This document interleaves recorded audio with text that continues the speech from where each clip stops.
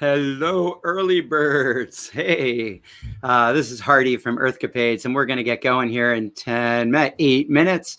And we have a couple pre-show videos to show you first before we bring in our very special guest tonight. So here you go. The Pacific Beach Coalition has worked 21 years with more than 100,000 volunteers, each carrying buckets to pick up tons of trash and plastic.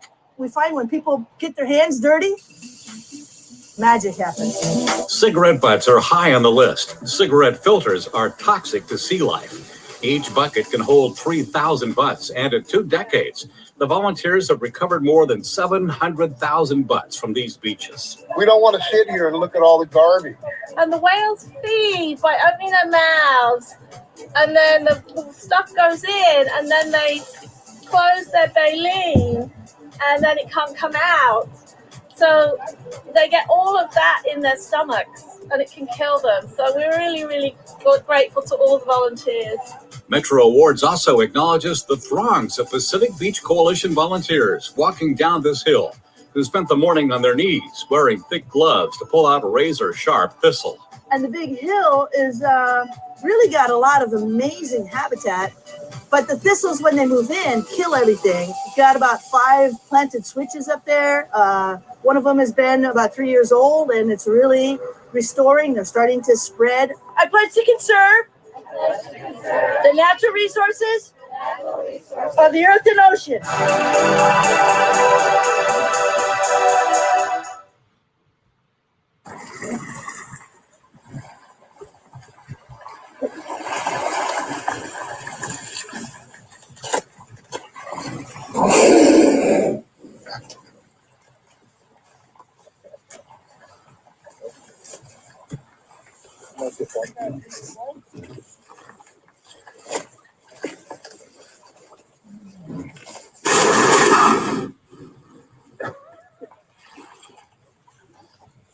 Oh, well.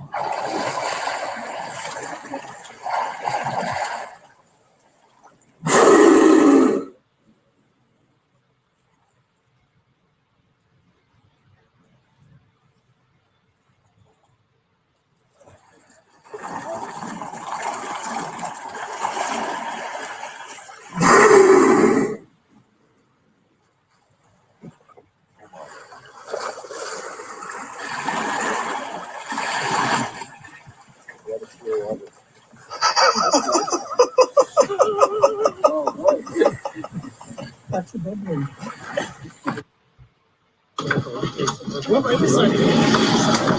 Wow. And another.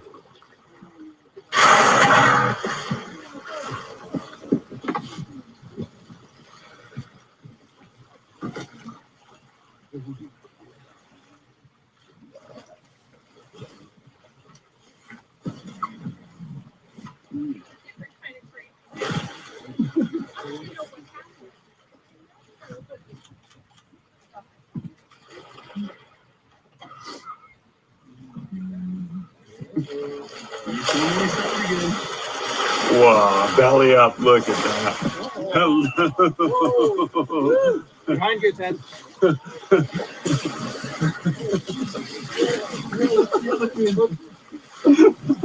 Oh my God. What?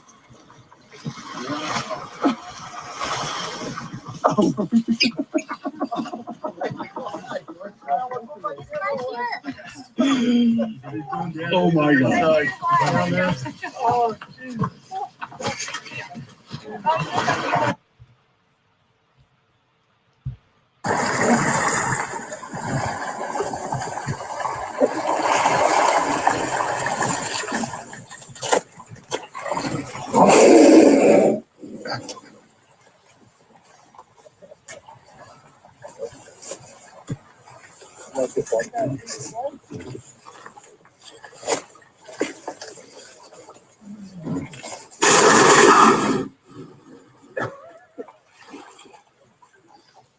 Oh, well.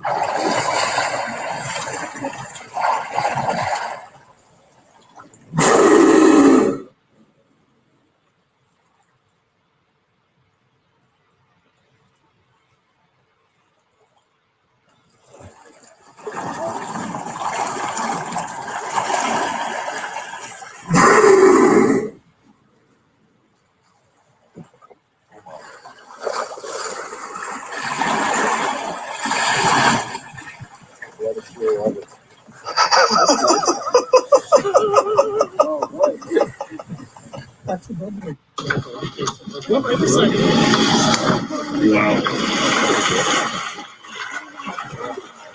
And another.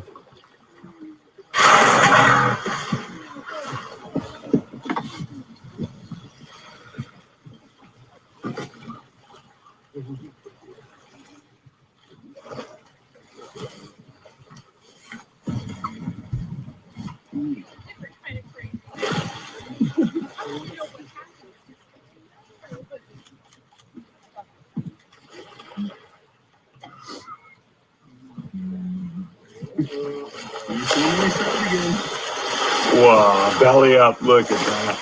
Hello. Behind you, Ted.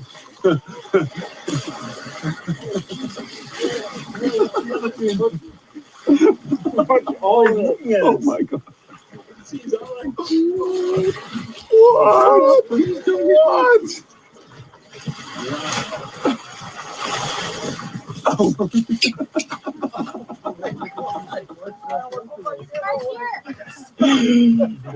Oh my God.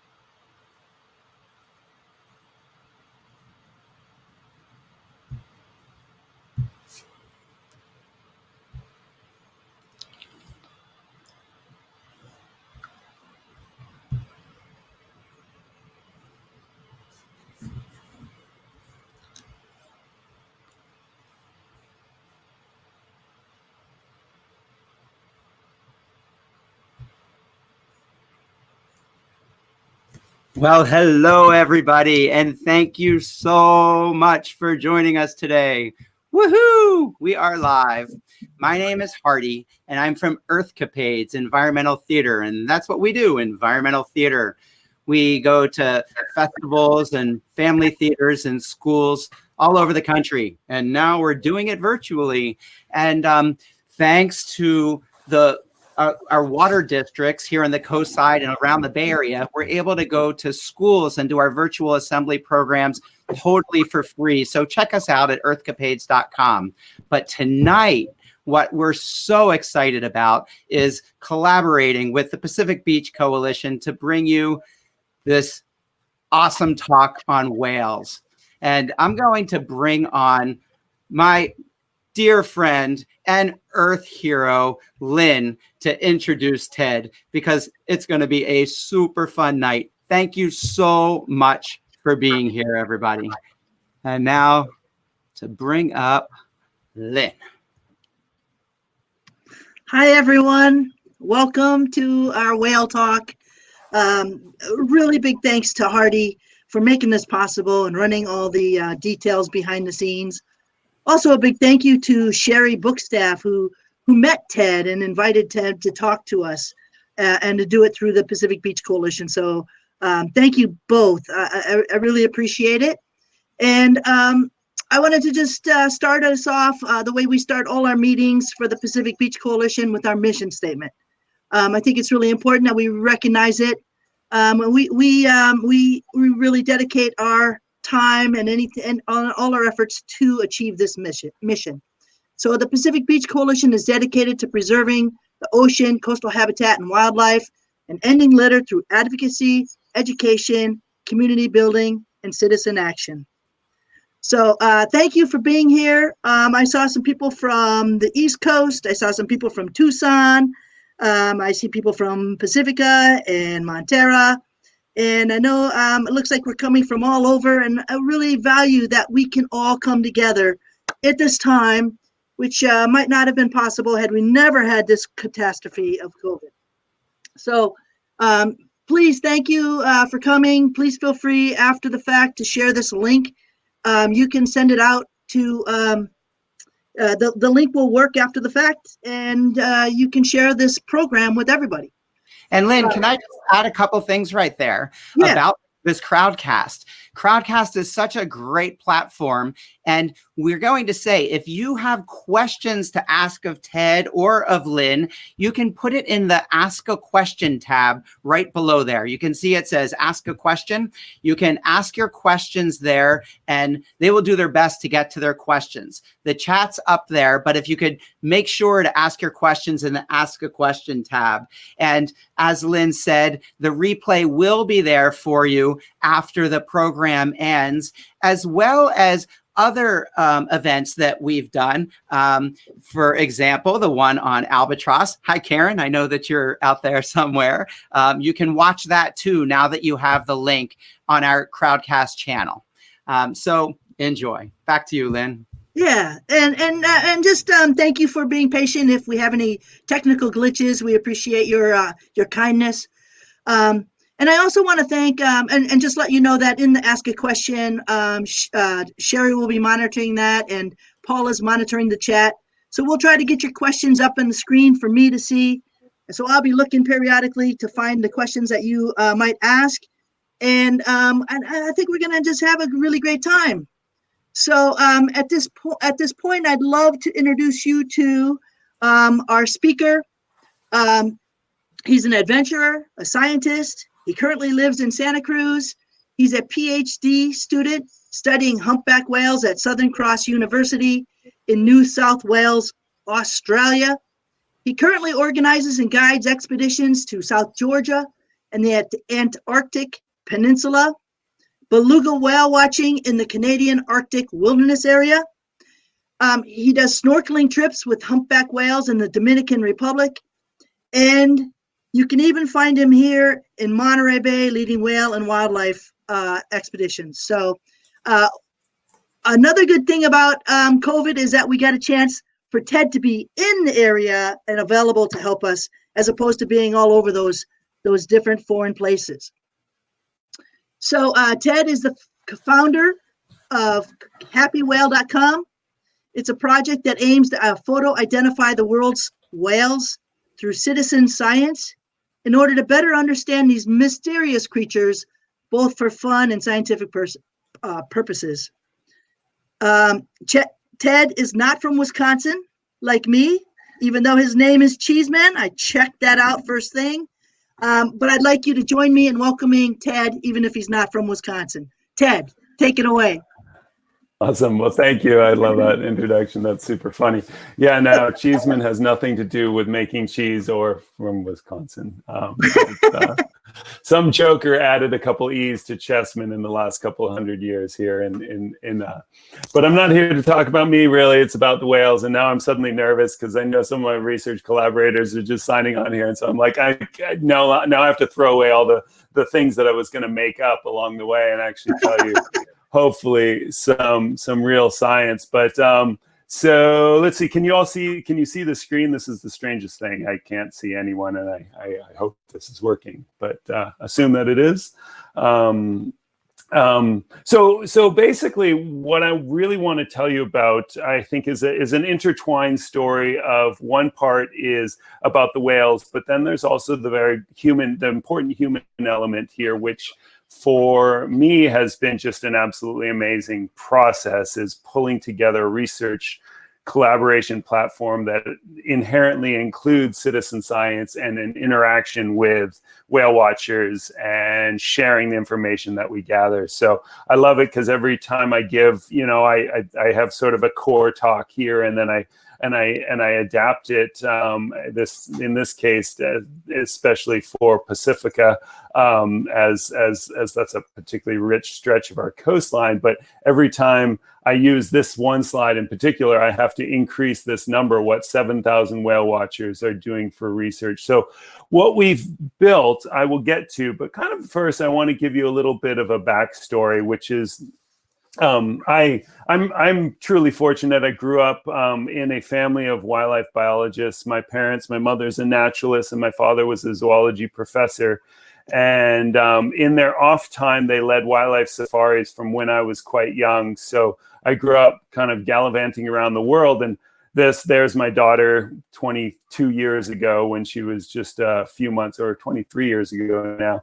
And then my father in the foreground. This is out on Monterey Bay leading a whale watch trip. And, you know, I was really an introverted kid, and my father was the exact opposite. And there's definitely some people on the call here or in the talk that know him well enough. This big personality. And the thing about my father was that he had this amazing way of turning the simplest things into something that just had a real wow factor. So we'll get to our whales in a little bit here, but you know, so as a kid, we'd be driving across the African savannah, because that's what we did on wildlife safaris, and he would yell, "Stop the vehicle, stop the van," and we'd all pile out expecting something, you know, dramatic and amazing, and he'd get down on his hands and knees and start photographing a dung beetle and talking about how the ecology of the nutrient cycling that this dung beetle created was like the basis for so much of what makes the ecosystem rich. And so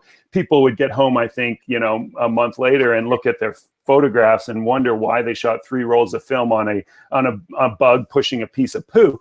But a few of them would really get this magic, you know, this interpretive, this element that he was able to do is just create this like big story around the wildlife that we would see. And for me, you know, the other major thread of this, I mean, it was always impressive to me because he would just create enthusiasm out of seemingly thin air.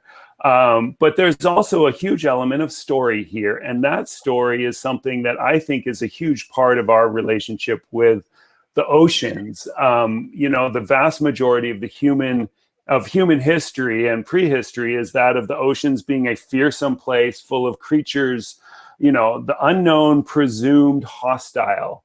And you know, those creatures gradually came into our culture, not so much as the beautiful, magnificent animals that they are now, but actually as commodities, right? So, I mean, for most of Western culture, the first interactions with whales and dolphins were as fish, as resources that would, you know, strand and be cut up and rendered. And then the whaling era as of, well, it started really in the 1500s, but in a major industrial way, 1700s, 1800s, 1900s. Hey, Ted, can I stop you for a sec? Yeah.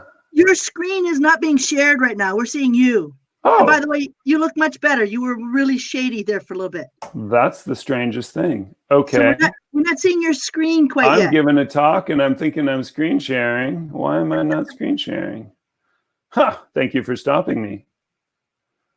How do I screen share? Sorry. Oh, that button. That's an important button. Okay, let's try this again. No worries. So you didn't get to see. Now you can see my screen? Yeah, now we can see your screen. Go ahead and make it big. Okay. There you go. You didn't get to see my dad and my baby, who's now 23, and the dung beetle that I was talking about.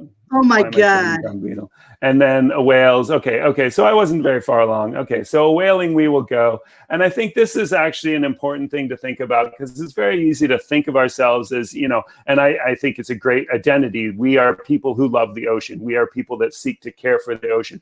But the reality of a lot of human history and a very recent human history is that even whales that we think of as so vast and majestic and things that we would never, ever, you know, lift a finger to hurt, much less actively chase down, is, you know, the last whaling station in California closed in 1971, right? That's just a couple years before I was born. My uncle worked for Del Monte, which was the meat packing company that probably packed the meat of this humpback whale. I think this photo was taken in the 50s. By the 70s, when it was closed, they were limited, I think, largely to minke whales. But, you know, whaling is a very recent history.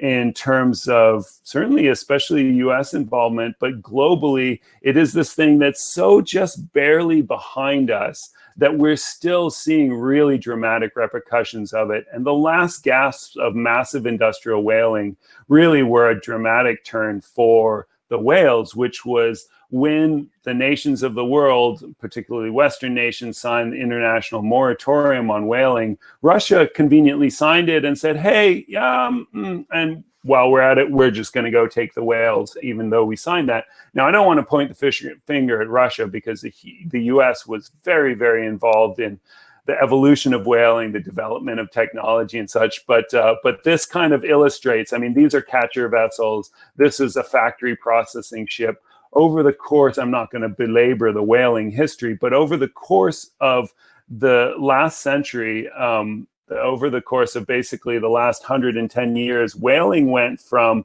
a relatively small industry in terms of manual labor, of going out and sticking a whale with a harpoon and bringing it in, to a mining operation where they literally just went out and I'm not going to show many graphs. I think I have only 2 in this talk, but we literally were fishing down the food chain. And that is that in the early part of the 1900s, while technology was evolving, it was the humpback whales, because they were easy to catch and they were slow. But then as soon as steam-powered catching vessels got up and away, it was, let's see, I can't use my mouse here. Oh, well. It was the blue whales until they were gone. And then the fin whales until they were gone. And then sperm whales and sei whales until they were gone. And then all that was left by the last quarter of the last century were the minke whales. And all the way along through there, though, when they found a blue whale, they would take that animal too. So blue whales, these animals that are, so majestic as to leave you speechless if one comes up alongside your whale watch boat, and that moment, right? The head of the whale is out past the front of the boat. The tail of the whale is well past the stern of the boat. There were probably 250 to 350,000 blue whales in the Antarctic and Southern Ocean, Southern Hemisphere, 110 years ago. As of the end of whaling by 1975, there were probably 300 to 500 left. So if you think of that, I mean, I guess there's maybe 300 people on this talk. That would mean that chances are not a single one of us, if it was us being hunted like that, not a single one of us would survive. And think about that. I don't want to, this is not a talk about whale culture, which is this topic that could be, or cetacean culture is a topic you could go on for a long time about. But think of that. If it was a human society, think of if you grew up in a town of 50,000 and then this kind of whaling pressure over mainly 20 years left only 50 people in your town. Imagine what your cultural fabric would be like, right? So what I was born into was a world with empty oceans as far as these great mammals were concerned. Literally, they were gone. Fortunately for the whales, so most whaling products were very low value products. Oil, which was largely turned into, and especially in the latter half of the last century, turned into margarine, right? So if you were eating margarine in the 50s, you were probably eating whale. Margarine, isn't that bizarre, right? So margarine, fertilizer, dog food, like really low value products. So actually, as they got rarer, their commodities also became cheaper. Lucky for them, not so fortunate for like rhino horn and ivory and various traditional animal product medicines and so on. But so the Save the Whale movement came along with commercial extinction, came along with price collapses and alternatives. And so to make a very long story short, we basically have inherited a world where when most of us were born, there were almost no whales left, but the major human interaction then became, as these populations started to recover, became one of whale watching. And for me, it's sort of like your baseline is where you step into the story. And for me, the baseline was going to Antarctica, where we initially just did not see many whales. But then we started to, and minke whales, we would always see a few, but they were super skittish. And then just, the first time this happened for me was 16 years ago, where some minke whales started to get curious and come up around our boats, and just tremendous experiences. So little minor segue into the Antarctic. I know you guys had a really great talk on albatross, so I had to throw in a few, because for me, the Antarctic is the why I have spent most of my life leading and guiding and organizing expedition cruises and tourism. It's because of these wild oceans that have creatures like the whales, and here a wandering albatross, the largest wingspan bird on the planet. That wing, if you are a 6 foot tall person and you had your toes on the belly of the whale, that wingtip, belly of the wandering albatross, that wingtip would be scratching your forehead. That's a 12 foot wingspan bird on breeding on South Georgia Island. Again, on South Georgia, light-mantled sooty albatross, these birds do an aerial courtship where they don't see each other probably for a year and a half in the non-breeding season. But when they do come together, at first they kind of are out of sync, but as the season progresses, they learn to fly, and they do this aerial courtship. It's just so beautiful. Beautiful birds, and we visit their breeding colonies. Gray-headed albatross, black-browed albatross. This is the largest. The talk was visiting Midway last time around, and this is after Midway, the largest albatross colony in the world, black-browed albatross. Now, I would love to take any of you, at least any non-smokers among you, to Antarctica, but you don't have to go that far to see albatross. It's pretty amazing that just right out here, this was actually last month on board Fast Draft with Kate Spencer. We had black-browed albatross coming up to the boat, thinking like, oh, maybe, they were bored and maybe there was some food around, and started coming right up to the boat. But yeah, so back to whales.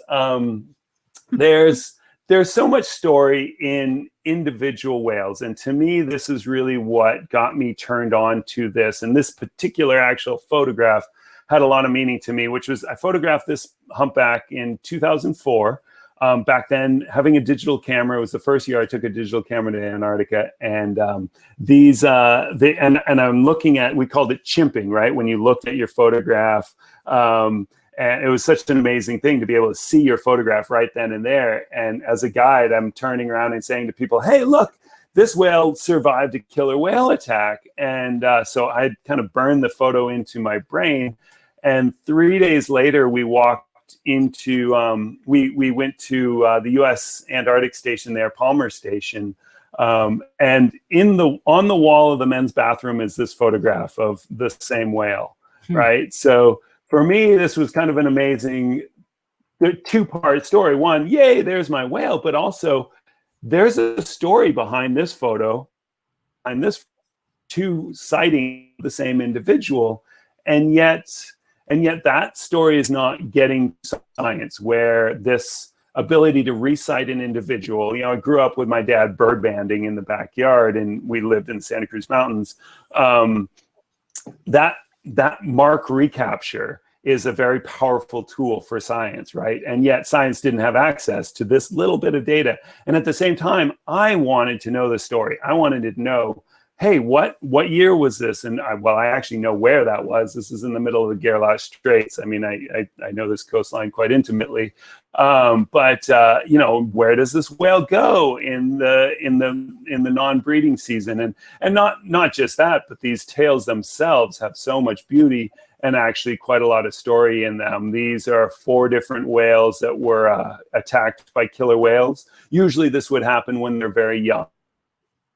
And the scarring, they scar white on black and black on white. It's a very convenient thing for lifelong marking. Sometimes the scars are human induced. This is a whale that, or 2 different whales rather, that in the top right you have the whale before getting entangled in a crab trap or some kind of pot trap probably. And then below with damage to its tail. And then at the bottom there, another whale that got entangled, right? Human induced.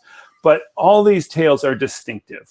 And so what science has done with this, and this dates back into the 70s, is, there's one main study that really told us so much about the North Pacific. And this was the SPLASH study from 2004 to 2006. They gathered 18,000 different encounters with photographs of the tails of the whales and matched them all together and found that in those 18,000 encounters, they had 8,000 individual whales. And by that, with 50 different research collaborating groups, found where the whales traveled to and charted out the population. And this was just so powerful, right? So we found out back before that study, we thought the whales of California were on their way to Alaska, right? We thought, oh, well, they're just stopping by here to go feed up in the quote unquote richer waters of Alaska. Well, with this study, we found out actually this California coastline is the destination for a distinct population that breeds in Mexico. And this was really great and really powerful. However, after the study, it kind of stopped because if you can imagine matching 8,000 different encounters, and in the North Pacific, or rather 8,000 different individuals, 18,000 encounters. In the North Pacific, we have a disproportionately high number. About 50% of our whales have these all black flukes, which are really difficult to tell apart. They are distinct. You can see the trailing edges of these tails. They have these distinct shapes. But after whale number, however many thousand, yeah, they blur together in a huge way. So the thought was, hey, can we do a couple of things? One, can we build a web platform where people will send us photos so we get a much larger number of images? Two, can we build image recognition so that we can automate this and automatically, basically, your photo comes to us. We run it through a little black box magic machine and tell you who your whale is. And then you get to know who your whale is, and the scientists get to know where a given whale was seen and when and such, and so we did. And for the first 3 years, it was like, whoa, this actually works, was kind of the point I got stuck on. But now we have it pretty well dialed. So it's like towards you all, towards those who might contribute, it's pretty simple. We ask you to set your camera before you go whale watching. And in Pacifica, sometimes it just takes a bit of a telephoto and you can see the whales from shore. They are not tending to be too close to shore this year, and that has to do with oceanographic circumstances. But set your camera so that the time and date is correct, so we know that good data is in there. And if you have a GPS, awesome, turn it on. Shoot photos of the tails in particular. And when the humpback whale dives, it tends to lift its tail. There's lots of different species that are photo IDable. We focus on humpbacks because that's what we build automation for. But we're actually working, just about to start in on a project to do photo ID of quite a few different species in collaboration with Google. I'm really excited about that, but that's a different story. And then just submit the photos to us. And here's a cool example of this. I think Leo is in the audience here somewhere. Leo Leon from Pacifica photographed this whale from shore. It was actually back in 2015, and photographed the whale, and actually spotted it on iNaturalist, and then we got in touch. I don't really go searching for photos anymore. They tend to come to us.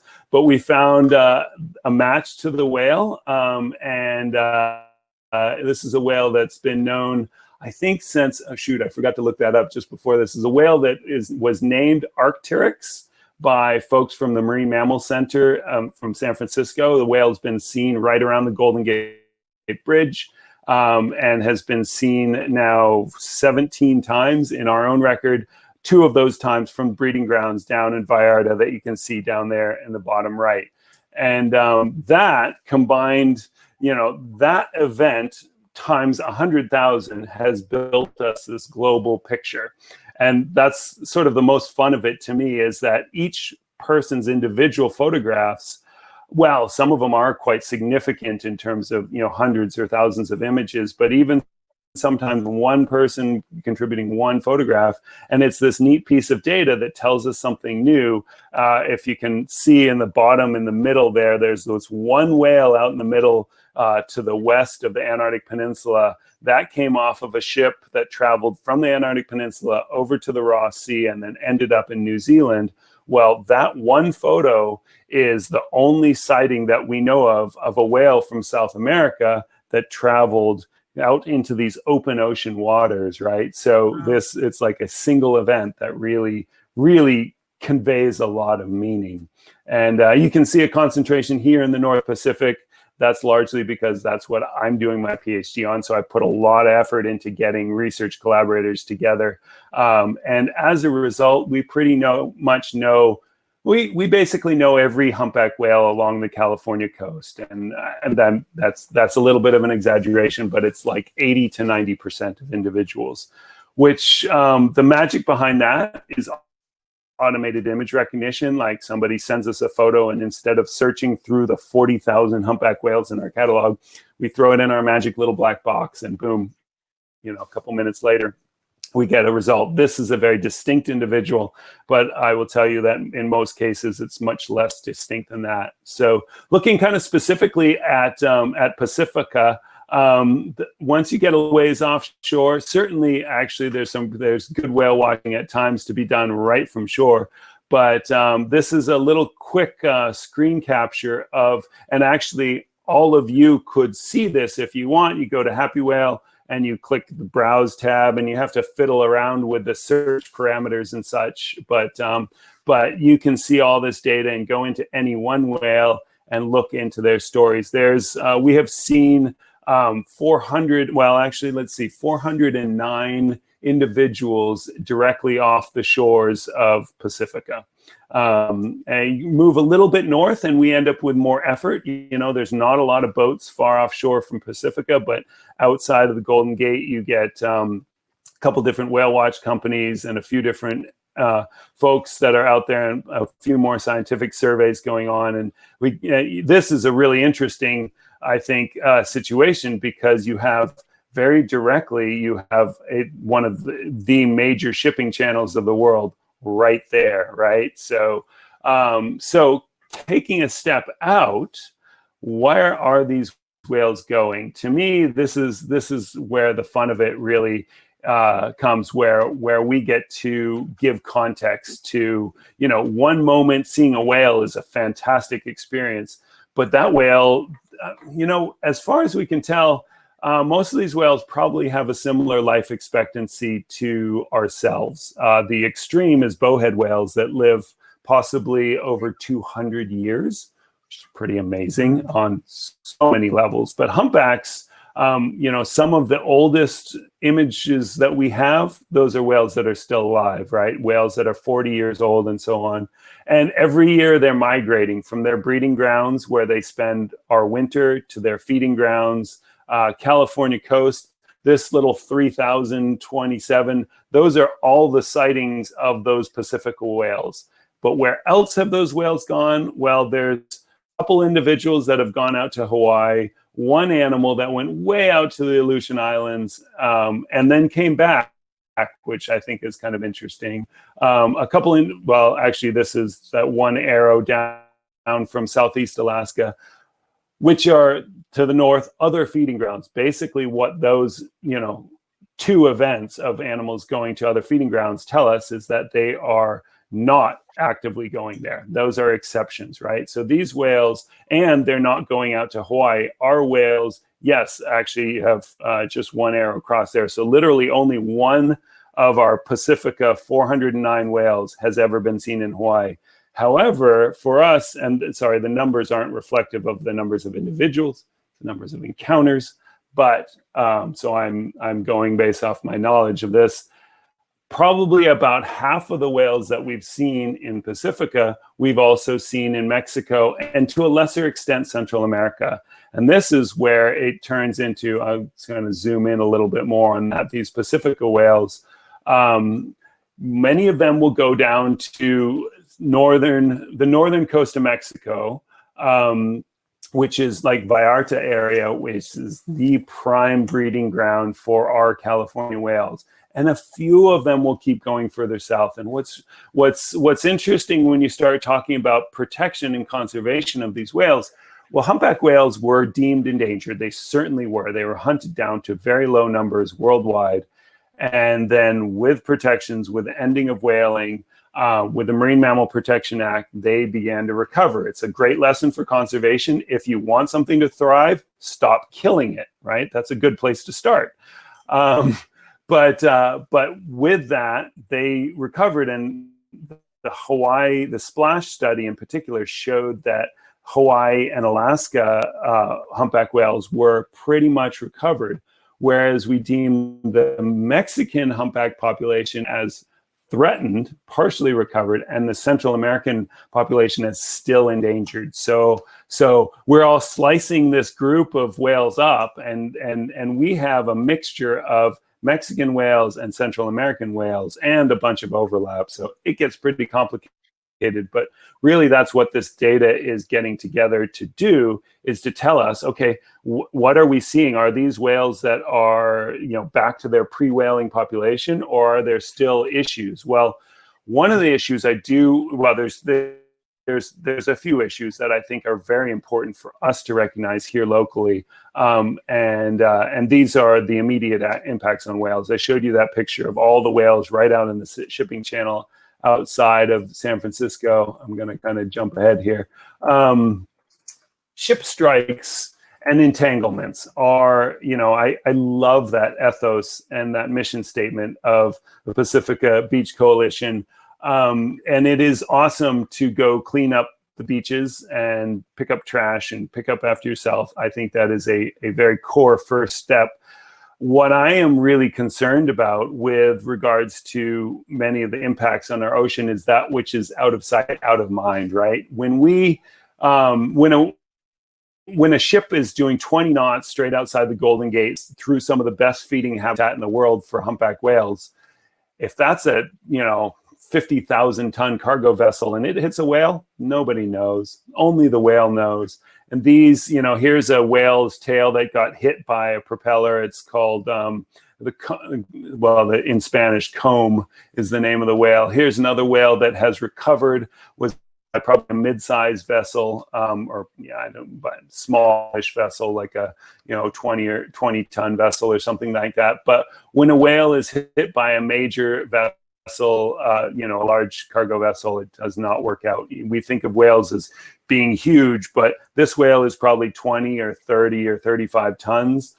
Most cargo ships are tipping the scales at 20,000 to 50,000. The beyond Panamax, the mega cargo vessels are now high end of close to 100,000 tons and such. So they outweigh the whales 5,000 to 1. Right. So it's kind of like running over a tin can and you don't notice. So that plus entanglements. And these are the two issues I think that are really easy to be out of sight and out of mind. This is a whale called Two Nails, was named for those two streaks, those two scars on the right side of its tail. We saw Two Nails repeatedly right in the back of Monterey Bay. And then one day, Two Nails was seen entangled. Was seen for a couple days with an entanglement, but no entanglement team was able to get to it and cut the animal free. It was entangled in Dungeness crab fishing gear in a crab pot, and we believe that Two Nails is now dead. A story that we know more of, and actually to the end of the story, this was Scarlet. Through a fluke photo of Scarlet, we were able to ID her as a whale known since 1995, a female.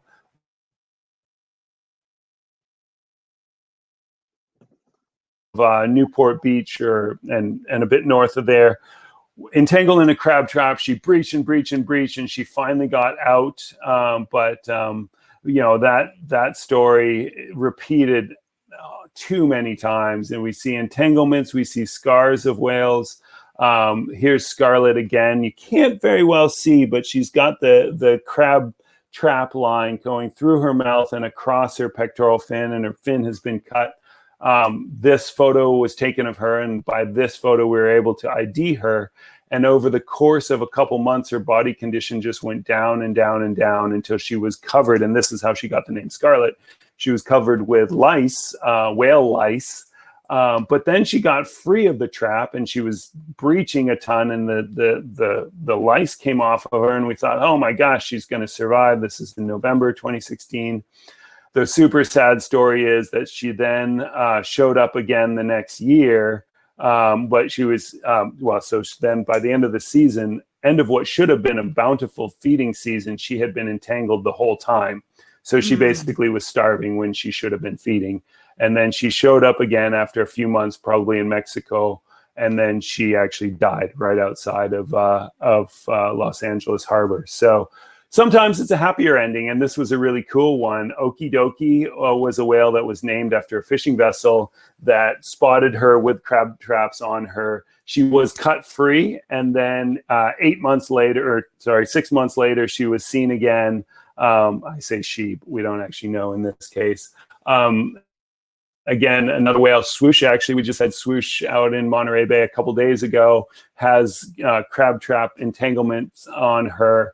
Unfortunately, the story usually ends rather sadly. These are all whales that were last seen entangled. So I don't really like the belaboring the sad story, but my point here is that the importance of this stuff is that there are issues that are going on at sea that are out of sight, out of mind. And I love crab, but unless we manage the crab fishery well, we are literally killing whales to get crabs. And that just doesn't seem right to me, that we're basically killing these most majestic animals, tying them up in ropes. That's a horrible way to die, and running them over in these shipping lanes. So there's actually been quite a lot of response from this year. It's a super controversial thing, but the crab season was closed, I think, 3 months early by a lawsuit that stated and demanded that more be done to protect the whales and leatherback turtles from entanglements. Shipping, the out of sight, out of mind thing there, we actually managed, and this is kind of the story that for me really kept me motivated. I mean, this has been a 5-year-long process of just building to where we are now. But because of, in no small part because of what we've done, we got the entire Antarctic tourism industry to agree to a 2,000 square kilometer area where, I mean, basically it was like, let's show a bunch of pictures of dead whales on the bows of ships. Let's look at the data that we have and about where whales are at their highest concentration and where ships are traveling fast, and say, hey, folks, we don't want this to happen. And the entire Antarctic tourism industry agreed in this zone, which on the map you wouldn't know it, but this is the heart of Antarctic tourism. These are the most. This is like that whole central area inside that red triangle that looks like Yosemite draped with ice, with glaciers. It's so stunning, and there happen to be whales all over the place there. So now all tourist ships, I say now as in when COVID is gone. This past season was the first year of this, and or all years in the future, it's a maximum of 10 knots during the whale season here, so that keeping whales safe. So that's the one side of it. The other side of it is it's just a cool thing to do. And when folks photograph whales, we'll send you a notification. We'll identify your whale, and we'll either say, if it's a good enough photograph, we'll either say, hey, your whale's new to science. And I love this because, like, I will get photographs from a ship in Antarctica in the afternoon, and by dinner that night, they're able to announce to their passengers, hey, folks, this whale is new to science. Or as a little quote, everyone exploded into applause. Or increasingly commonly now, it's your whale's been identified. And in California, it's actually pretty rare for us to find a new whale unless it's a calf. Antarctica, we know, I think about 30% of the whales now. So this has been this growing process of, saying just simply 5 years ago, hey, who's in your photos, to getting it automated handing the data off to research collaborators to pulling together this massive amount of data, such that with each successive contribution, I mean, we're now getting, oh gosh, I mean, I guess we get probably about 1,000 photos every 2 or 3 days. And okay, skipping the graph, but I've really kind of taken this on to build among among a small clan of us, particularly polar tourism guides, to say, hey, where else can we do this? Because citizen science, if it's made rewarding, just makes for this incredibly powerful experience and data that just wouldn't otherwise be available. So, gosh, I think I've talked for a half an hour. And so I'm going to end it there, but I'd be just delighted to take some questions. And yeah, anything you guys have to Well, I do have a few questions here, and Sure. And so we'll kind of go through them. One that I thought about identifying the whales. Are there other ways of identifying whales? And my question is it just the humpback that has the white on the tail, or is it all whales? Okay. First question, okay, so other ways to identify whales. First off, photo ID is super powerful because kind of anyone can do it. If you're out on a whale watch trip, great. But there are lots of other ways. There's new work that is doing like by acoustic signatures, but the classic way is, and the history of this, actually, I'll take another 30 seconds to image. The history of it was this mark recapture where they would shoot a bolt into a whale that had a number on it, and then when the whale was caught by a whaler, they would find that bolt inside the whale and say, okay, well, cool, we know where this whale was, and whalers would get, I don't know, 50 pounds or 5 pounds or some meaningful chunk of money to return the bolt with the data to the British, the Discovery marks, they're called. So then that's cool. You have, where the whale was first seen, where the whale was last seen, and your subject is dead. So I kind of like this, where we have a lot more data and the whale's still alive. But genetics is just super powerful, and I'm really loving where we are combining that with research collaborators, because from genetics you can also get sex. We can sometimes see that in photographs. We can sometimes see that in mom with a calf, or even behavior sometimes. But genetics, you get sex. You can do all kinds of stuff with if you get blubber, you can do some amount of stress hormones. You can do body condition assessments. We're also, actually, I saw Lars Beider, I think, is in here, and we're working together to use drone imagery, where we're not identifying the individual with the drone, but we're combining that with fluke IDs, a body assessment from the drone image, where we get the whole, can measure the width of the animal. But genetics is the main other way of identifying individuals, but pretty much just about every cetacean is photo IDable. Some it's really, really hard, both to get the photos and to tell them apart. But like blue whales, by the dorsal fin and patterns on the flank, actually works out quite nicely. Hopefully we'll be able to automate more of that. And you said about on their side of the tails, the thing about humpbacks is they often show their tails. So that's the important point, is you need to be able to see it. And humpback whales have that habit. They often show their tails. Whereas other species, there's a one fin whale in California that's known as Fluky, because he lifts his tail. And that is, their tails are individually identifiable. They have finer scale pattern than humpbacks' tails do, but they almost never show them, right? Blue whales sometimes do, but more consistently you see their dorsal fin. So it varies. Killer whales by the dorsal pattern, the white patches and such. So someone said, what about whale poop for identification? When you can talk about poop, sorry, I'm not going to pick questions, but someone said poop. So, yes, because you can actually get genetics out of it, but it's tough to tell which whale that was from sometimes if there's multiple whales there. Plus what is taken out of poop more is what the whale is eating. So that's a good one, but yeah.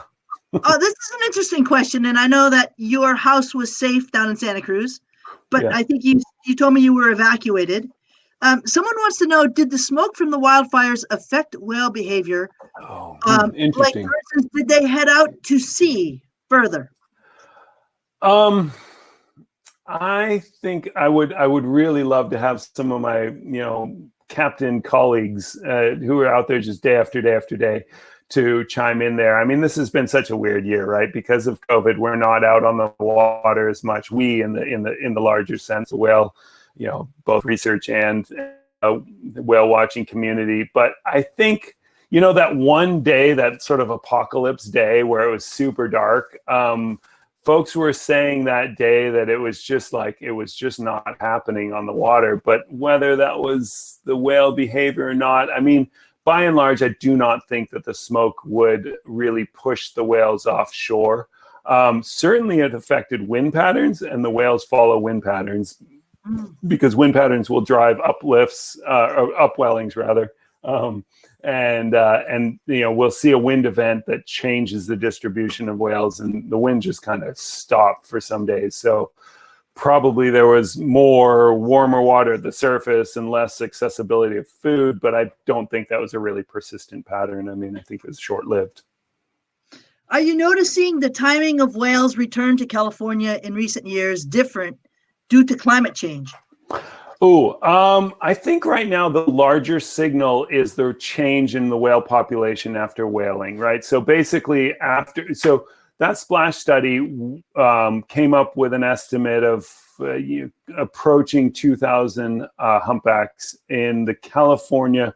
Our population, we consider it like the Oregon-Washington border. There's kind of a population break. So from Oregon and California, the feeding areas of our humpbacks.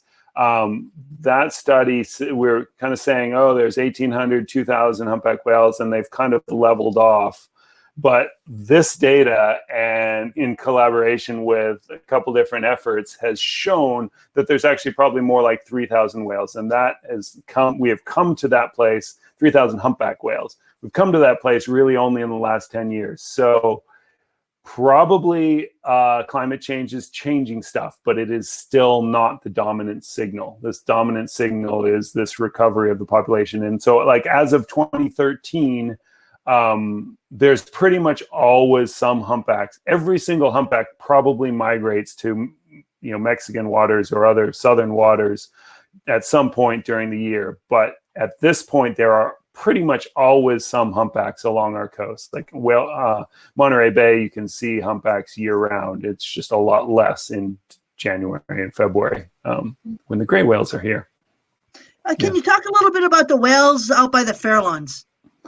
The Farallones are an awesome place for whales and a challenging place for whale watching. The first time I managed to go out to the Farallones and back without getting seasick was like a triumph for me. I used to get so seasick, and I'm over it. I mean, years and years in Antarctica eventually beat it out of me. But Farallones, that story earlier this year where it was like the record number of blue whales seen at one time. I can't remember the numbers. It was astronomical. I don't know, 50 blue whales or 70 blue whales seen at once from the island. But because it's farther offshore, because there aren't a lot of boats going out there, because the waters are often choppy, it is a more challenging place to see whales in large numbers. But that's effort bias, right? They are there, absolutely. And this year, this appears to be quite a good year for them. Near coastal whale watching is tougher this year because it seems there's pretty good krill conditions. So many of the whales are further offshore. So a good year for whales is someone says watching blurry Ted. Maybe I'll share my screen again so you can see pretty pictures instead of me. But I mean it's the Farallones are fantastic. I mean, such a rich place, and so I highly encourage folks to go out there and to take your seasickness medicine before you go. Here, I'll put a pretty picture up here just for good times. So the whales, we've had a couple really good years with the whales off our shore, but in Pacifica here and even down the coast in San Mateo County, we've had some really good years. But this year's been a meza, Mhm. What causes that variation? That's oceanographic conditions, right? So basically, the whales. I mean, this is going to be a very superficial explanation. One, because I'm not an oceanographer, but when there are colder waters and good conditions for krill, krill is a super high value food that comes in large concentration, high oil content per unit animal, right? So the humpback whales love that. Humpbacks tend to come to the same areas and switch food as compared to blue whales that only go for krill. So our coast is a great place to see blue whales, but we never know where and when they're going to be because they're following the krill. Our coast is a great place to see humpback whales, and we know they will always be here, switching from anchovies to krill depending on the year and the season. But they do move around, certainly within a number of miles or even hundreds of miles, moving with their own seasonality. And I think this year is a year where there is more food offshore. So this is probably a better year for the whales than was like 2016 and 2017, when you could go horseback riding in Moss Landing and go whale watching when, they were right up crushed against the shore, when they were chasing kind of the last of a cycle of anchovies that were concentrating near shore. So really cool for us. Not as great conditions now. So when we think about climate change, we have this incredibly rich, bountiful coast because we have this very cold water. Now, it is unlikely, I think, that you'll have substantial shutdown of the upwellings, except for more frequent El Niños. And that really changes things up and makes things rather nasty for the whales here. So this year is probably that they're just spread more offshore, but they're probably having a grand old time. They're just not, they're not here for us. They're here for themselves, right? And they grace us with their presence. So on that topic, do you think there's enough food for the whales? So, I mean, the best way to answer that we know of is, one, by their population trends, and they do seem to be increasing or stable. This is specifically humpbacks. There's as many different stories as there are different species in different populations. So that would suggest yes. The other way is to look at body conditions, and I don't know that data, but these guys seem to be doing well. We're seeing calves that were born this last year and seem to be doing all right. Just calves from the year before that we're now seeing as juveniles. So yeah, it seems to be okay, such that for me right now, from a conservation perspective, my primary concerns are these direct human impacts, entanglements and ship strikes. And then this longer term is, are we keeping the ocean a healthier place, a healthy enough place for them? Climate change, I think we're all sort of very aware of it right now in California, because boy, if that wasn't ever a clear sign of it with those fires. But it's a bit slower moving, especially because of the deep waters off our coast. Yeah. Someone asked, I've always wondered if whales breach and other tricks at night. Is day-night part of their migration pattern? They definitely have cycles of activity. I guess I've personally seen this mostly in Antarctica, because there I'm out on the water, in a larger ship or in a smaller Zodiac 24 hours a day. And that will largely follow the food. So bear in mind, and I didn't even talk about this, but this whale, this is a young individual on the screen here, but this young humpback whale is being fed by a mother. This was in the Dominican Republic in the Silver Bank, where I do lead trips to, if anyone cares to join. This calf humpback whale is nursing, taking in 800 pounds of milk a day, 100 gallons of milk a day.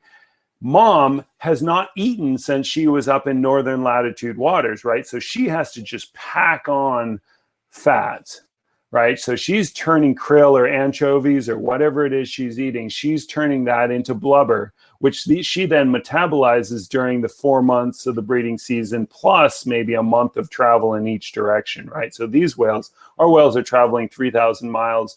We documented a whale that went from the Antarctic Peninsula to the east coast of Australia. That's near on, I mean, it's approaching 10,000 miles. It's just crazy the distance that they will migrate. So during that time, migration and the breeding season, they are not eating. So their daily patterns are going to follow the food, and they will feed really extended hours. We'll see certain behavioral changes through the day, like they tend to start breaching more when the wind's picking up. But I think as far as there are others who I would turn to answer, you know, is there a period of time? Do they feed significantly less at 2 a.m.? I think so, yes, but they are feeding at times around the clock, especially in high latitude areas where there's a lot of light. So what's the meaning of their tail slapping and their Sure. body language? What is Yeah. the meaning of that? Do we know? I think that's a great question. A tail slap is actually sometimes a really clear point of communication, but and it sometimes is annoyance, but it sometimes it can be among a number of different. Just like this is basically anecdotal from my own personal experience. I tend to think of these big staccato slamming kind of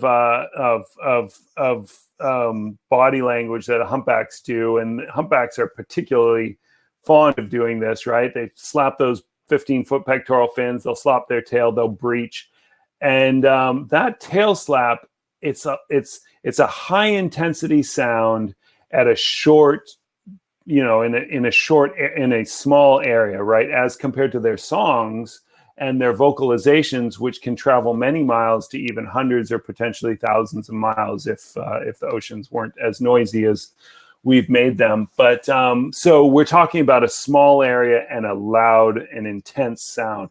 So I think of a tail slap, a powerful fluke slap, as an exclamation point.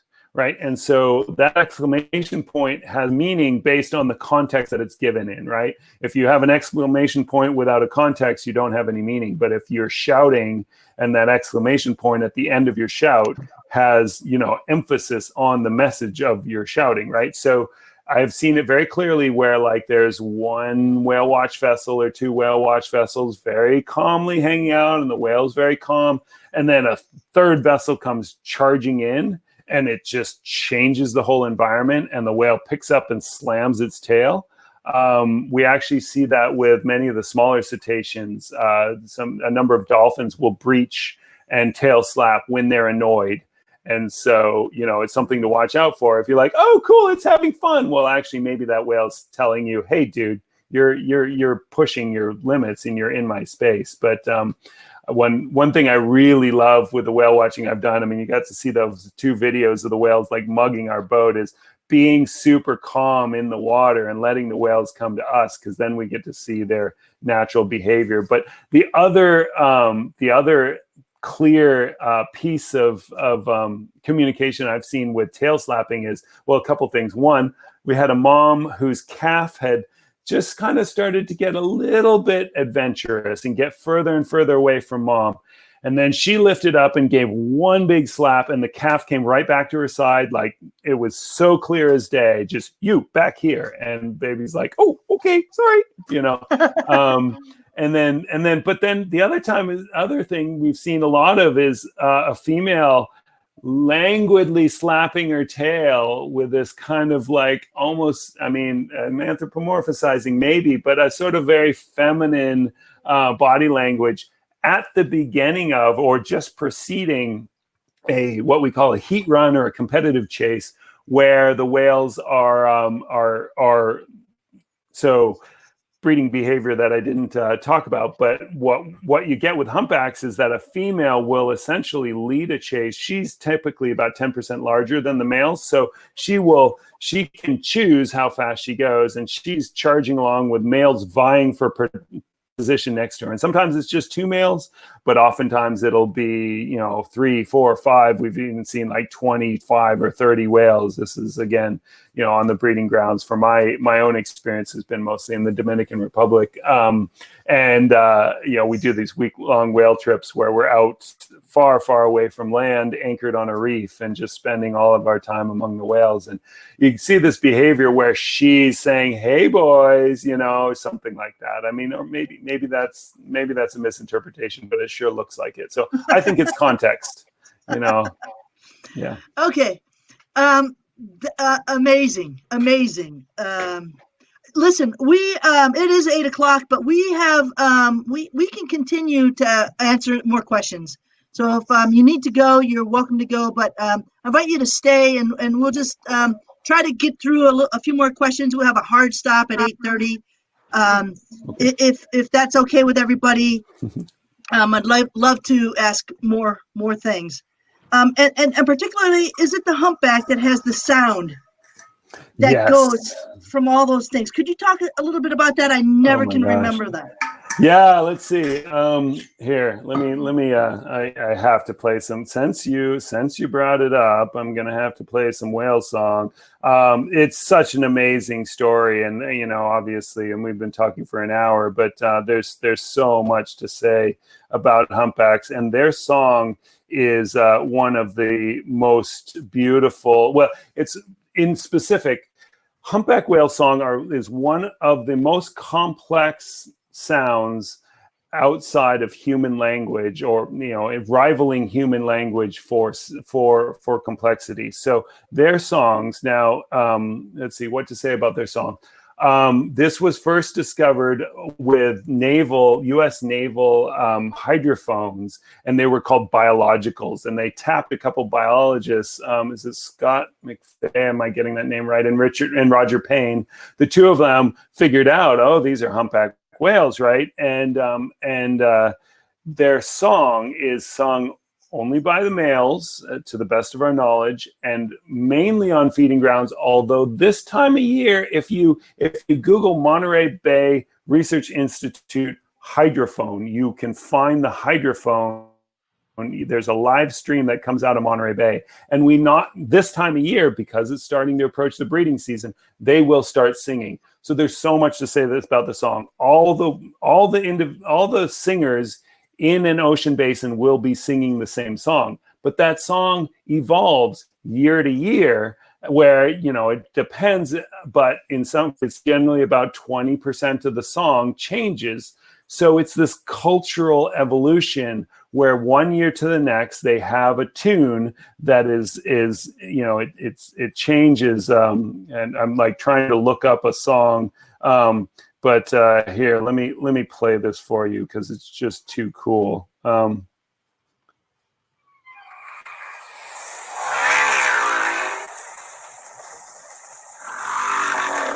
they will sing this for hours and hours and hours. And in Mexico, that cool. Wow.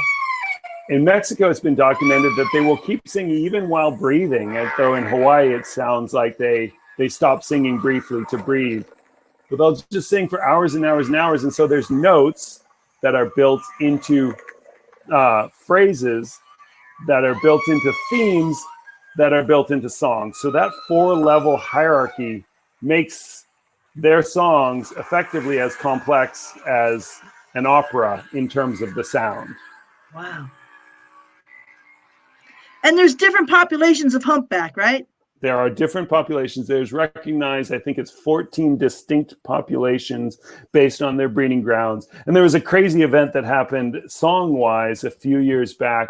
The song from Western Australia somehow got to Eastern Australia, and it took over. So it's kind of like, I think of that as like, what's that Gangnam Style, like that K-pop song that got over here, and it was like, oh my God, that's all you're going to hear for a while. It was like, suddenly that was the cool new song, and everyone adopted it. And yeah, it's amazing stuff. And the populations, the 14 different populations, will all sing that same song. 14 different populations will each have their own song because they are in separate breeding areas. But all the individuals within that population, all the singers will be singing the same song. Gotcha. Changing year to year. And, Okay. you know, this East Coast to West Coast or West Coast to East Coast Australia event was a kind of it was a unique case of us documenting that the song transferred across ocean basins, and whether that was one individual that brought it or someone heard it on one whale, or some whales heard it on the feeding grounds and brought it home with them. We don't know, but yeah, it's incredibly cool. Nuts. Yeah. So someone wants to know if, given the humpback whale population decreased to such a small number of individuals from whaling, do the genetic studies indicate that there is sufficient genetic diversity in the current population to be considered a healthy population? Oh, well, I'm not a geneticist, but I have not heard concerns of a lack of diversity within humpback genetics. And I think what contributed to that was that it was a relatively brief time. So what happens when you hunt a population down to a limited number, over generations, if it stays at that small number, you will start to lose a significant portion of the genetic diversity. But if that population then recovers, a V-shaped recovery, say, or a U-shaped recovery, something like that, with a relatively short period, and in this case, we have certainly within the lifespan of individual whales, they went from intense hunting pressure, low numbers, back to these higher numbers. So it seems, whether it's because of that or naturally able to withstand that, there does not seem to be that case. Now, I would like to bring up, actually, though, a different situation, which is that it is clear that they lost knowledge in that time. And in particular, I would say knowledge of feeding areas. Like, for example, the Salish Sea between Washington and British Columbia, that area 20 years ago was basically empty of humpbacks. And then a couple individuals came in. There's a whale named Heather, who is known to have had, I think she has two known grandchildren whales. What do you say? And like 5 living calves, offspring. She was one of the first whales to come into the Salish Sea, and now you have this bountiful humpback population. So effectively, like, back to what I was talking about, like, imagine if you had a town of 50,000 hunted down to 50.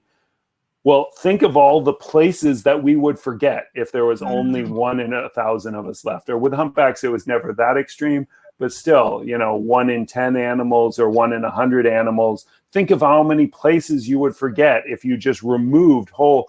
Like, what if there were, we just removed all the people of Santa Cruz? I would, certainly some of the local surf spots would be forgotten. That might be nice because it gets a bit crowded, but yeah, I mean, and so there's been this cultural rediscovery of feeding grounds and even of feeding techniques, probably, which, that we're seeing an evolution of feeding techniques.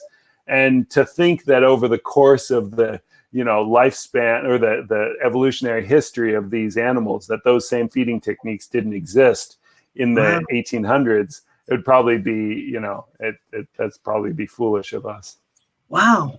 Crazy. So talking about the North, we have a listener from British Columbia. Yahoo! Here they have seen drastic declines in salmon populations, particularly the Chinook, which the orcas go for. It's had detrimental effect on the orcas. Wondering if there is another negative impact on the humpbacks resulting from this. I think that the population, the status of that population, where the southern resident killer whales are just, that is just a heartbreaking story, and it's a story of human hubris and just foolishness, where damming of rivers and everything else that is hurting the salmon so much. Humpbacks are known to to help themselves to hatchery salmon fry. They love that when salmon are going to be released. They're happy to show up and scoop them up by the hundreds of thousands. I think that, you know, the adult salmon population and the lack especially of the larger salmon that the killer whales, that the orcas go for, that missing them is not an issue for the humpbacks. Now, the contributing factors that are harming the salmon, that are, you know, starving the killer whales, could potentially have an impact on the whales, which is, you know, increased ship traffic. It's damming of rivers, which is changing the nutrient cycling and so on. But in the moment, it does not appear to be. Those appear to be pretty separate circumstances, as far as I know, and that's not my zone. Do you know anything about the whale breaching in Tasmania and why they might have stranded? Oh yeah, gosh, the researcher that I was actually supposed to have a Zoom call with tomorrow was like, "Hey, I just can't do it. We're out here. It's such heavy work." They're actually out, you know, trying to. I guess they managed to free. So these are pilot whales, long-fin pilot whales. And an estimated, I don't know what the numbers are exactly, but it sounds like about 500 of them beached on the shores of Tasmania. And they managed to, I think, refloat about 80 of them. So really, really good question. Excuse me. Why do whales beach? It seems to be something that is more common among toothed whales. Okay, major taxonomic distinction: humpback whales and blue whales and fin whales and most of the great whales, the exception being sperm whale, have baleen plates that they are baleen whales, and that's how they feed. Is they have this massive, it's the same stuff as our fingernails and our hair, keratin, that hang down from their upper jaws, and they basically form filters. And then the other set of whales, the toothed whales, which include killer whales, sperm whales, all the dolphins and porpoises and beaked whales, and basically many more species, but not nearly as many large individuals, large numbers. The toothed whales use echolocation to navigate. And it seems that certain circumstances can either confuse or cause, you know, well, I think using the words confusion is probably a good one, but you know, can cause confusion where they, for whatever reason, will beach.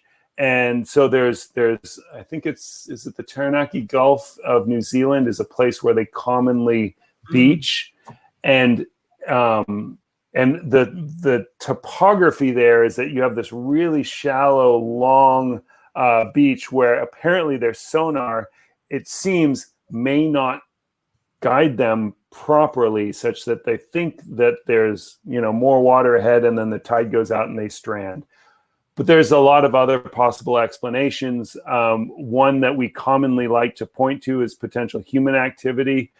With the pilot whales, in this case, it seems like it's probably natural. There have definitely been documented cases of naval sonar and especially prospecting mineral prospecting for oil, where massive sound in the water will cause the animals to panic. Imagine like somebody putting a bell over your head and ringing it, right? So that's essentially, I think, what these, you know, naval sonar is the equivalent of.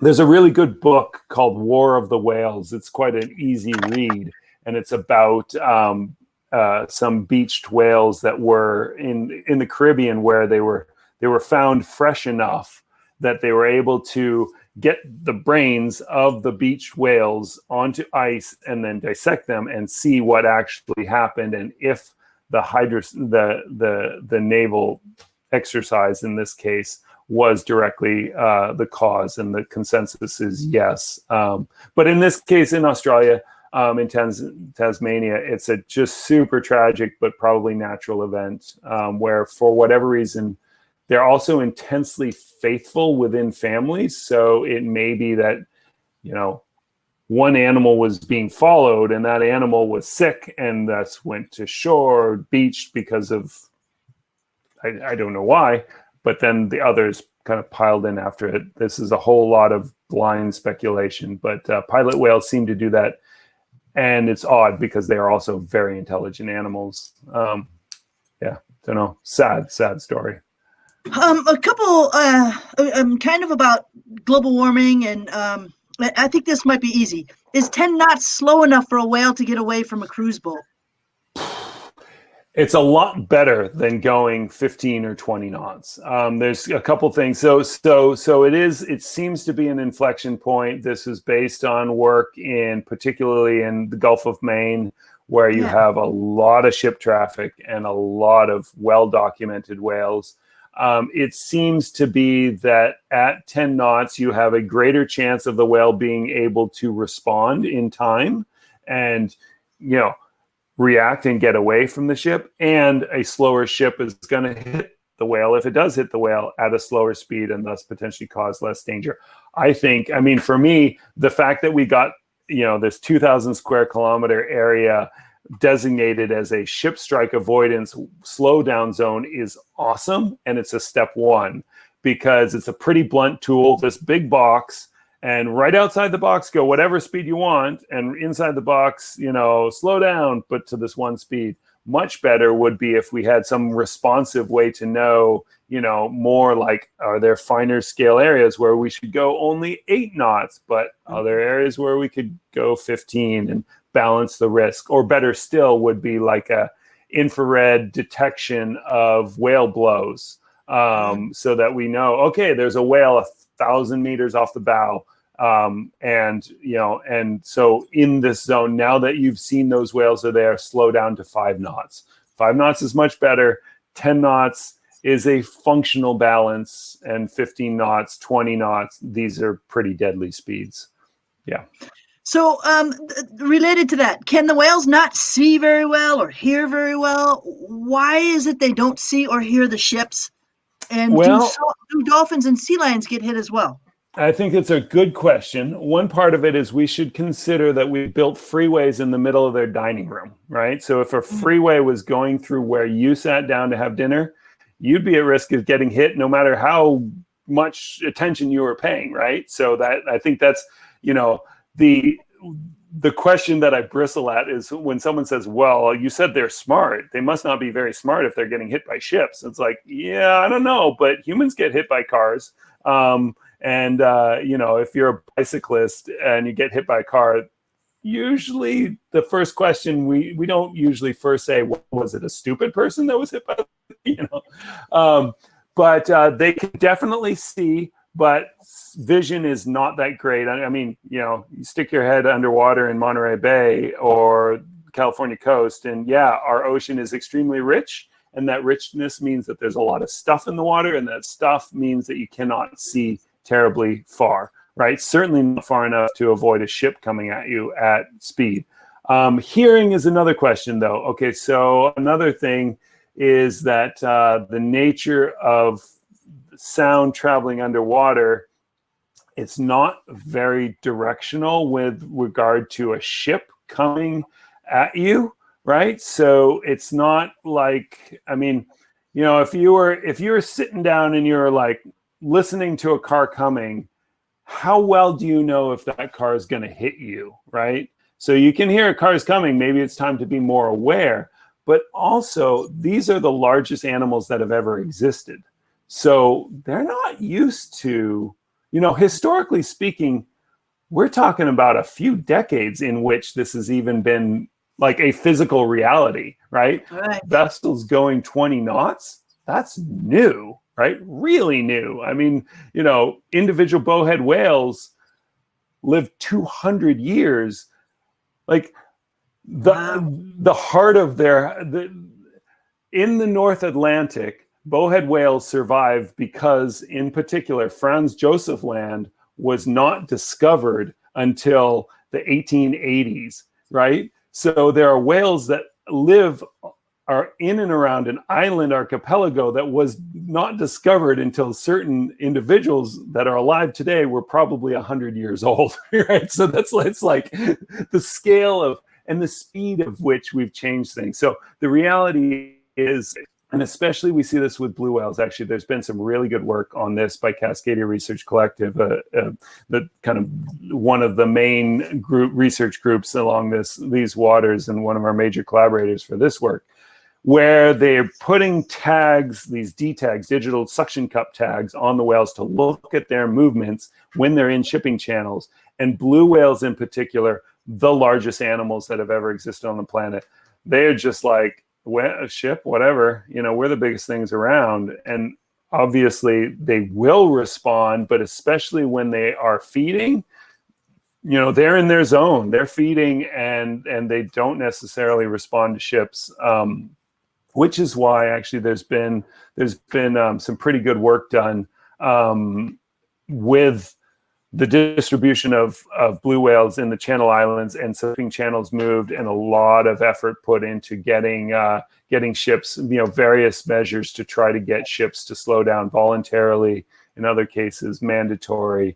It's tricky stuff because time is money for these vessels, for sure. So you tell them, hey, you can only go 5 knots. Well, suddenly it's more expensive to go into Port of Los Angeles, Port of Oakland, what have you. So, trying to hone it down into what is the minimum impact on, human behavior that provides the maximum benefit for the whales. But we got to realize we are urbanizing our oceans, and so how do we live with them in this urban ocean interface? And not leave the most beautiful animals in the world as roadkill. I mean, that somehow, to me, that's like, we can do better than that, But we got to try, and we got to see it first, All right. Well, listen, we're gonna finish up. This will be our last question, and then I'll share a little bit about what we, and maybe what we can do. But are there important proposed laws or bills to protect whales and other marine life that we as citizens can help support? What can we do? Vote. I mean, I know in California it doesn't matter, but vote. Anyone here from a swing state, vote, please.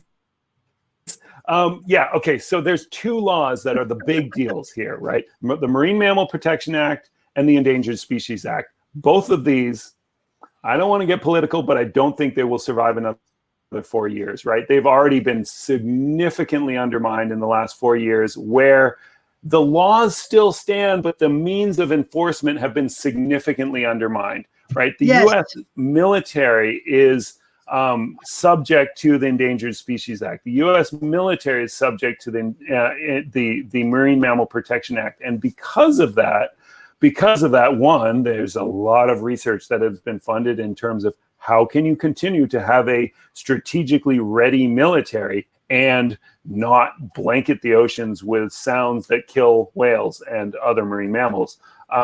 Very important stuff. And at the same time, they are responsive. The level of response demanded of them, very top down, it depends entirely on the existence and enforcement mechanisms underlying these laws. The laws have been defunded for the last 4 years, and in various ways. I mean, it's been a tough time. So laws proposed, yes, there's actively, and on a smaller scale right now, there's a discussion, a proposal to potentially put in some protection in the gap between the Farallones National Marine Sanctuary and the Monterey Bay Marine Sanctuary. I think I'm getting those names wrong. Sorry. There's a gap there of a few hundred square miles of ocean that is not protected, and it's shipping channels and all the rest of it, right? But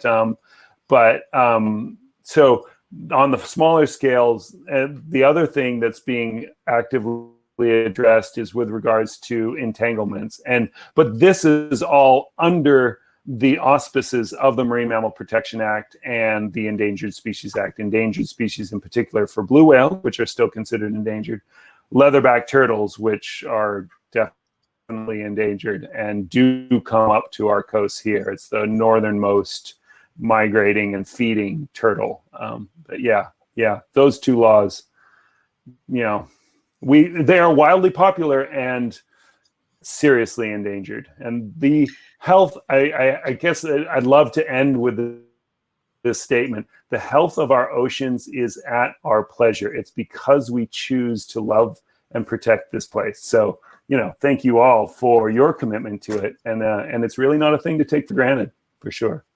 I agree, and I think we have to start speaking out against plastic. And I know plastic is necessary, but we've been working really hard, and we recognize how much plastic there is, and people have their head in the sand, don't recognize how dangerous it is toward global warming and polluting the ocean.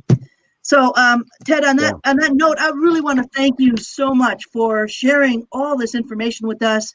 I want to wish you well on your future expeditions. Can you tell us how people can get involved in take a trip with you? Yeah, well, okay. So my day job, if we could, wish COVID away, is a company that my parents started, Cheeseman's Ecology Safaris. I don't know how I can stop screen sharing, but anyway. Yeah, you're good now. Yeah, Cheeseman's. Yeah, thanks. So cheesemans.com. And yeah, I mean, we do just a tiny little family company, really inspired trips. It's a lot of fun. So that's what I do. And that's what has been a huge part of supporting Happy Whale.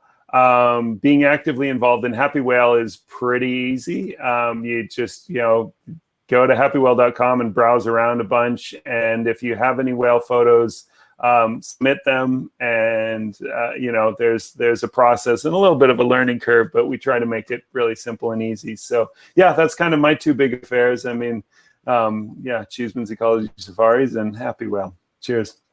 Thank you. Yay. So guys, on that note, Ted, I want to thank you. I want to thank Hardy, but I also want to just share a little bit, because I think the Beach Coalition is really aims to help the whales and to help that. And part of this reason for this talk is to inspire us to care about whales. And if we care about whales, then we can do more. So number one, I want to invite you to join our Street to Beach cleanups. And that simply means you sign up and you start doing cleanups in your happy places, wherever you want to go, wherever you walk. And we started at Memorial Day. For this program, we're happy to provide you with a bucket and pickup stick. And you can see already that we've had, it looks like we're not seeing the bottom of the screen, but we've had like over 1,700 volunteers already out doing stuff. They picked up about 9,000 pounds of trash. They've covered almost 500 miles of trail. And so that's one way that you can help. And I think it's really important to recognize when you're picking up and you're logging it on this CleanSwell app, it's going into a database so that we have information to get legislation passed. Next one, Hardy. I wanted to just say that we wrapped up a program called our Paint a Bucket contest. You'll see a hole in the front. These are some of our contest entries. And those holes in the top are for cigarette butts. And every bucket is going to be placed out in the community to receive cigarette butts before they go on the ground as a collection container. And we got about 50 of these buckets. And I want to thank all the people that painted these buckets and participated in this program. It was really fun. Next one, Hardy. That's so awesome. Good on you. Yeah, we're doing everything we can. And from August 1st until September 19th, we do a butt blitz. And we started it last year. And I just want to thank everybody who has helped pick up butts and documented it. You can see that we've in this short amount of time picked up almost 60,000 cigarette butts. That's a buttload. That's a buttload. Next shot. And finally, on a close, I want to ask you to protect your happy place by keeping it clean. And maybe even consider in your home to see what you can do to have less plastic in your home and less plastic that's going to escape, and make it a challenge for us to protect our happy place. We still have almost a week of Coastal Cleanup Day, and we've been documenting everything on Clean Swell. Behind the scenes, I want to thank Paula and Sherry and Hardy, of course, Earthcapades, and Ted. Thank you. I don't know how we can ever tell you how much we really appreciate all the things you shared with us. So on that end, I think we're just over 8:30. So thank you everybody who joined us. Thank you for the awesome questions. Consider supporting the Pacific Beach Coalition if you can. We really work hard to help the whales and the albatross and everything. Thank you. Thanks all. Good night. All right, Ted. Good night.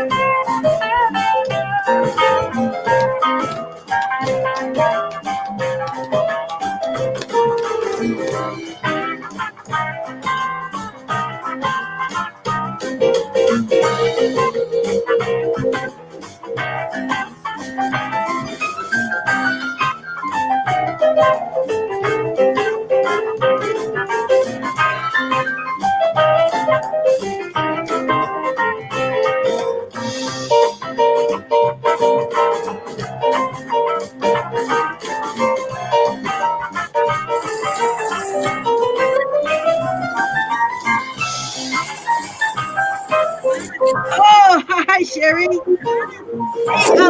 Hey, call me back. Call me instead of FaceTime. Just call me and I can.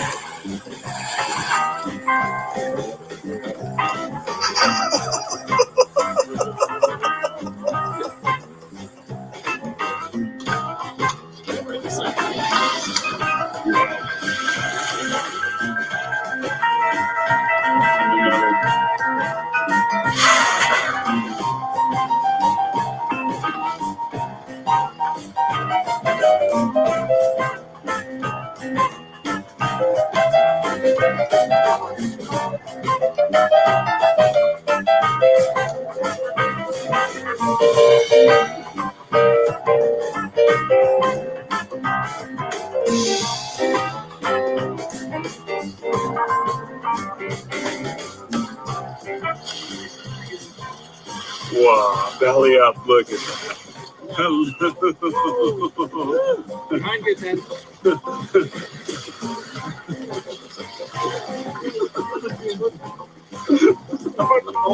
Yes. Oh my God. What?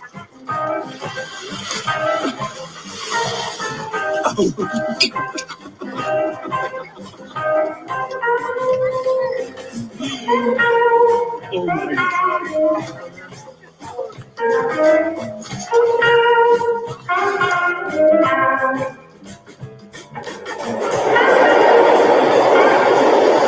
The Pacific Beach Coalition has worked 21 years with more than 100,000 volunteers, each carrying buckets to pick up tons of trash and plastic. We find when people get their hands dirty, magic happens.